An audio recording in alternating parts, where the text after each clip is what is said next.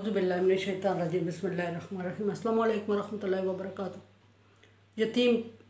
बच्चों के बारे में सूरह निसा में कल आयत चली थी और यतीमों का माल उनके हवाले करने का और ना खाने का हुक्म हुआ था। और डिटेल मैंने आपके सामने जिस तरह को जितना मेरा नॉलेज है मैंने आपके सामने कन्वे कर दिया। अभी यतीम लड़कियों के बारे में बदकिस्मती ये है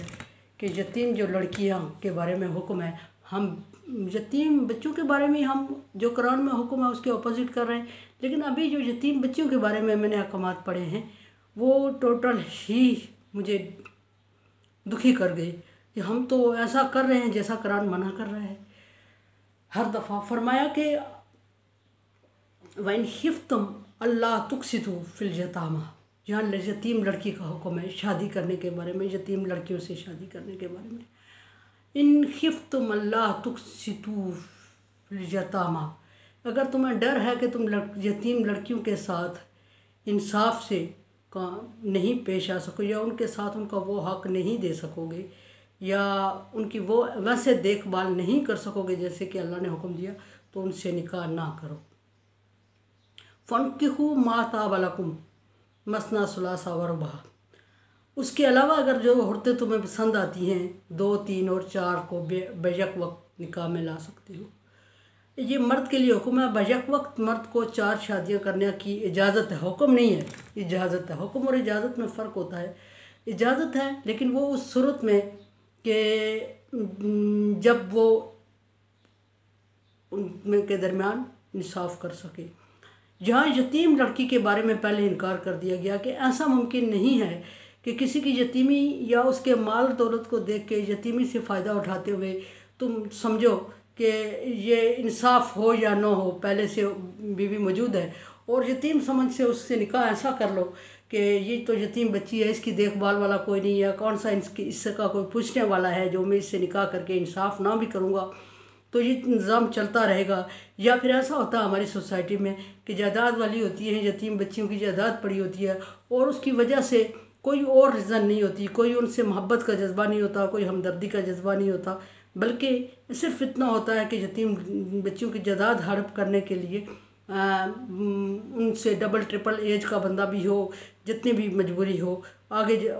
बच्चे हों औरत हो तो भी उनसे निकाह कर ही लेता है। और बज़ाहिर ये कहता है कि मैंने इस यतीम की वजह से हमदर्दी से इससे निकाह किया है, हालांकि होता इसके अपोजिट है कि असल में हवस और लालच में कर लेते हैं कि ना इसका कोई पूछने वाला है। कुरान इसके बारे में वाज़ेह दलाइल दे रहा है, ना इसका कोई पूछने वाला है, ना इसको इंसाफ चाहिए होगा, ना हमारे सामने ये ज़बान खोल सकेगी और बड़ी बात यह कि जायदाद बाहर नहीं जाएगी, जायदाद हमारे ही कब्ज़े में रहेगी। इस वजह से हम यतीम कहते हैं कि यतीम बच्चियों से निकाह कर लेते हैं तो फिर वो इंसाफ नहीं करते। तो इस सूरत में यतीम बच्चियों से इस समझ में, इस सेंस में आके निकाह कर लेना, जायदाद के लालच में या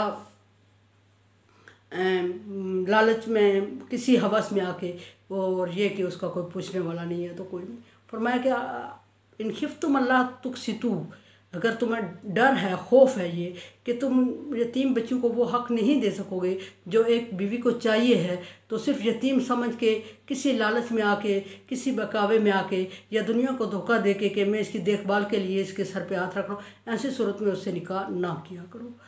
फिर फरमाया कि इसके अलावा फ़न्किहू मा ताब लकुम, इसके अलावा जो तुम्हें औरतें चाहिए तो 2, 3,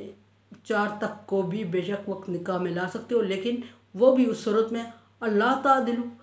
इन खिफ्तुम अल्लाह तादिलू फ़वाहिदा, अगर तुम्हें डर है कि तुम उन 4 के दरमियान इंसाफ, एक जैसा बर्ताव नहीं कर सकोगे तो फ़वाहिदा, एक पे गुजारा करो। ये बहुत बड़े अहकामात हैं। हमारे यहाँ मर्द अक्सर इस हुक्म से फ़ायदा उठा लेते हैं। आधी आयत वो पढ़ के आधी आयत पे इम्प्लीमेंट हो जाता है कि 4 शादियों की इजाज़त है मर्द को, लेकिन उस आधी आयत को दरमियान वाले टुकड़े पे अमल करते हुए ये भी भूल जाते हैं कि इन खिफ्तुम अल्लाह तुक़सितू, ये भी भूल जाते हैं कि इन खिफ्तुम अल्लाह तादिलू। असल हकामात ये फ़न्किहू मा ताब लकुम मसना सुलासा व रुबा नहीं, असल अहकामात ये देखें कि असल जो ऑर्डर आया है वो ये है जिससे हमें अल्लाह ने डराया है। खिफ्तुम का सिगा इस्तेमाल करते हुए, खिफ्तुम का मतलब खौफ हो, डर हो अल्लाह का कि तुक खिफ्तुम अल्ला तुक्सितू, अगर यतीमों के बारे में डर है कि उन लड़कियों को उस तरह नहीं संभाल सकोगे जिस तरह उनका हक है, तो उनसे निकाह मत करो। फिर 4 की इजाज़त दी गई, रुबा तक पहुँचाया सीगा, फ़न की खूब माता वाला को मसना सलासा व रुबा। फिर ये 4 शादियों की इजाज़त मर्द को दी गई। फिर आगे फ़ौरन फरमा दिया इन खिफ्तुम अल्ला तादिलू, इस हुक्म को मत भूल, इन खिफ्तुम अल्ला तादिलू फ़वाहिदा, अगर तुम्हें डर हो कि 4 को बराबर हक नहीं दे सकोगे, हकूक़ नहीं दे सकोगे, फ़वाहिदा, तो एक पे गुजारा। हमारा मर्द दुनिया को दिखाने के लिए कह देते हैं मर्द हजरात कि हम इंसाफ कर रहे हैं, और चूँकि उनके निकाह में आ चुकी होती हैं 2-3 किसी मजबूरी की बेस पे, और वो ज़ुबान बंद करने पे मजबूर होती है, अदरवाइज़ या फिर उनको तलाक की धमकी होती है, या फिर उनसे तलाक़ात मुनक़ता कर दिए जाते हैं, या उनके ख़र्चे रोक दिए जाते हैं, या उनके बच्चों को थ्रेट्स होती हैं, इस तरह की मुख्तलिफ, या उनको सबसे बड़ी चीज़ ये उनके सामने आती है कि इज़्ज़त का सवाल है, बाहर निकल के मुँह खोला, ज़ुबान खोली तो ख़ानदान की इज़्ज़त पे हर्फ आएगा। इस सूरत में वो बहुत ज़्यादा जुल्म बर्दाश्त कर रही होती है, और मर्द हज़रात हमारे बाहर दुनिया को दिखाने के लिए तो बता रहे होते हैं कि हम इंसाफ कर रहे हैं, इंसाफ कर रहे हैं, अल्लाह के हुक्म के मुताबिक अल्लाह ने 4 का हुक्म दिया है, लेकिन उन्हें ये समझ नहीं होती कि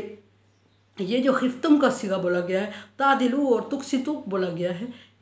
ये जो कॉन्टैक्ट है ये अल्लाह और उनके दरमियान, इन मर्दों के दरमियान है। और इसमें ये ज़रूरी नहीं कि औरत बाहर निकल के ज़ुबान खोलेगी तो बदनामी होगी या हमारा नुकसान होगा। ये है कि अल्लाह तबारक व तआला अगर आप एक मर्द हज़रत के निकाह में 4 औरतों को देता है, तो औरत भी उसकी मखलूक है, और वो उन 4 के बारे में नज़र भी रखता है। एक पत्ता दरख्त से गिरता है तो वो अल्लाह की नज़र में होता है, और ये कैसे मुमकिन है कि एक औरत को 2 को 3 को आप निकाह में ला के उनसे इंसाफ नहीं कर रहे होते हो, और कहते हो कि दुनिया को दिखाने के लिए कि वो खुशहाली की और आसूदगी की ज़िंदगी बसर कर रही है और इंसाफ हो रहा है, और आप ये कैसे भूल जाते हैं कि जो अल्लाह तबारक व तआला एक सूखे पत्ते को उस दरख्त से गिरते हुए काउंट कर लेता है और वो उसको इग्नोर नहीं करता, तो क्या वो अल्लाह तबारक व तआला इतना औरत के मामले में बेनियाज हो गया है कि वो 4 को 2 को 3 को आपके हवाले करके तो उनके बारे में भूल चुका है उनको कि आपसे पूछा नहीं जाएगा? ऐसा नहीं है। अल्लाह तबारक व तआला ने जो अहकामात, जो चीज़ें, जो ऑर्डर जो मर्दों के सुपर्द किए हैं, उनकी निगरानी डायरेक्ट अपने हाथ में रखी हुई है, और डायरेक्ट अल्लाह तबारक व तआला उनसे इनके बारे में पूछेगा, और पूछेगा नहीं बल्कि हिसाब रखेगा, और उस वक्त हमें चैप्टर सामने दे देगा कि ये देख लो कि आपको जो हुक्म हुआ था कि इन खिफ्तुम अल्ला तुक्सितू, क्या उसको भी आपने मद्देनज़र रखा? फिर दूसरी औरतों के बारे में हुक्म हुआ इन खिफ्तुम अल्ला तादिलू, अगर तुमने डर है कि तुम उन 3-4 के दरमियान इंसाफ नहीं कर सकोगे, तो क्या इन अहकामात को मद्देनज़र रखा था, या एक ही दरमियान वाले हुक्म को पकड़ के हमने उस पर अमल कर लिया? फ़न की खूब माता वाला को मसना सलासा व रुबा, ये निकाह कर लो 2, 3 और 4 के, और ये दुनिया में मशहूर हो गया कि मर्द को 4 का ऑर्डर नहीं है, ये मर्द को 4 की इजाज़त है, और इंतहाई मुश्किल सूरत हाल में, और मुश्किलात की मुख्तलिफ़ कैफियत होती हैं, ये भी हम नहीं बयान कर सकते कि दुनिया को हम समझा देते हैं, चैप्टर बोल देते हैं, एक हमारा सब्जेक्ट बना होता है, उस पर हम अच्छी स्पीच कर लेते हैं, औरत खामोश रहती है, औरत को ही रिश्ते के लिए ही भेज दिया जाता है, अपनी पहली बीवी को ही भेज दिया जाता है, दलासा दे के, धमका के। पब्लिक को भी हम मुतमईन कर लेते हैं, लेकिन ये मत भूलें कि ये अल्लाह और आपके दरमियान मामला है, और इस मामले को अक्सर हम इग्नोर कर देते हैं। फिर मैं कहूँगी तुक्सितू और तादिलू को हम इग्नोर करके फ़न की खूब पे सिर्फ अमल कर रहे होते हैं, तो ये बहुत बड़ी अल्लाह के नज़दीक कबीरा गुनाह है। अल्लाह तबारक व तआला एक ज़ीरो चीज़ को तकलीफ़ देने को अल्लाह गवारा नहीं करता। इंसान अशरफुल मखलूक़ात है, और औरत को उसने बहुत सारे हकूक़ दिए हैं, तो क्या उसकी औरत पे जुल्म हो रहा हो तो क्या अल्लाह तबारक व तआला उसका हिसाब नहीं लेंगे? औरत खामोश है तो क्या है, क्या अल्लाह खामोश रहेगा? क्या अल्लाह तबारक व तआला ने उसको बराबरी के हकूक़ नहीं दिए? क्या नबी सल्लल्लाहु अलैहि वसल्लम ने हाजतुल विदा के खुतबे में ये नहीं फरमाया, आप नहीं समझते कि औरतों के मामले में अल्लाह से डरो? कितनी बड़ी बात है। किसी और चीज़ के बारे में इस तरह के सख्ती से ऑर्डर नहीं आया जितना एक औरत के बारे में आया। तो अल्लाह तबारक व तआला के अहकामात पे अगर अमल करें, तो फिर बात मैं वही करूँगी कि हम चूँकि ट्रांसलेशन के साथ कुरान को नहीं जानते तो फिर हम ट्रांसलेशन नहीं जानते, तो बदबख्ती है कि औरतों को अपने हकूक़ की अवेयरनेस ही नहीं है। और औरत बांधी है अभी तक, लौंडी है अभी तक। वो इस्लाम आने के बाद भी लौंडी है, वो पहले भी लौंडी थी, वो पहले भी बांधी थी और वो अब भी बांधी है, क्योंकि वो मर्द के हवाले अपने आप को करके अपने हकूक़ को छोड़ बैठती है और समझती है कि जो मर्द कह रहे हैं, जो मर्दों का माशरा जैसे हो रहा है ऐसा जायज़ है, यही होना चाहिए, या यही अल्लाह तबारक व तआला ने हमारे साथ ज़्यादती कर दी। तो ये अगर हम इस कुरान को पढ़ें, इस लिटरेचर को पढ़ें और ये शरीयत हम पढ़ें, तो ये पूरी दुनिया के लिए आई है। इसमें जानवरों के भी कीड़े मकोड़े के भी हकूक़ बयान हुए हैं। औरत को अल्लाह तबारक व तआला ने कहीं इग्नोर नहीं किया, औरत पे कहीं जुल्म करने का हुक्म नहीं दिया। और मर्द हजरात अगर औरत को सिर्फ ये सुना देते हैं कि फनकिहू मा ताब लकुम, अगर तुम्हें अच्छी लगती हैं तो तुम चार चार कर लो, तो अल्लाह तादिलू को, औरत को चूँकि अवेयरनेस नहीं होती, औरत अल्लाह तादिलू को जानती नहीं है, औरत अल्लाह तुक़सितू को जानती नहीं है, तो वो ज़्यादती बर्दाश्त कर रही होती है। तो अगर औरत को अवेयरनेस है, अगर हमारी औरत बजाय इसके यूनिवर्सिटी में PhD कराती है, वो औरत जो पूरी दुनिया में पढ़ी लिखी होती है, मशहूर होती है, वो अपने कुरान पाक के जो अल्लाह तबारक व तआला ने कुरान में उनके हकूक़ ज़िक्र किए हैं, वो उससे लाइलम होती हैं। और जब वो उससे लाइलम होती हैं और वो जुल्म बर्दाश्त कर रही होती है, बजाय मैं कहूँगी कि अगर आप कुरान पाक को स्टडी कर दें, कुरान पाक को स्टडी करेंगे तो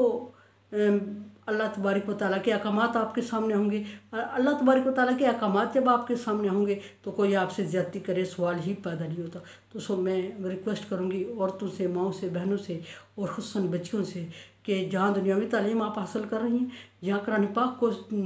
ट्रांसलेशन के साथ स्टडी करें अपनी लैंग्वेज में, जो ज़ुबान आपको अच्छी लगती है, ताकि आप पे जुल्म न हो, आपको ज़्यादती न हो आपसे, और ताकि आपको अपने हकूक़ से आगाही हो। अक्सर एक फार्मूला इस्तेमाल करके दो दरमियान, पहले वाला फार्मूला भी छोड़ दिया जाता है अल्लाह तुक़सितू, तीसरे वाला भी छोड़ दिया जाता है अल्लाह तादिलू फ़वाइदा। तो दरमियान वाले को औरतों को पढ़ा के, बता के, समझा के तो अमल किया जा रहा होता है और बेरारवी का शिकार होती है दुनिया, और अफरा तफरी और बेचैनी और जुल्म और ज़्यादतियाँ हो रही होती हैं। अगर औरत को अवेयरनेस हो तो औरत पूरी आयत को इम्प्लीमेंट करे और समझे कि फनकिहू मा ताब लकुम का हुक्म ही नहीं है, तुक़सितू और तादिलू का हुक्म भी है। तो कोशिश करें कि बच्चियों को इस्लामिक तालीम से रोशनास करवाएं। जहाँ हम लड़कों को करवाते हैं, बच्चियों को भी वो इस्लामी तालीम खुसूसन तवज्जो से करवाएं, ताकि उनसे ज़्यादती न हो माशरे में। और माशरा तभी संवर सकता है जब हम इसमें इस्लाम को समझेंगे। तो मेरे लिए दुआ करें, ला खौफ़ुन अलैहिम वला हुम यहज़नून, और कोरोना वायरस से बचने की कोशिश करें। Like dislike as you like.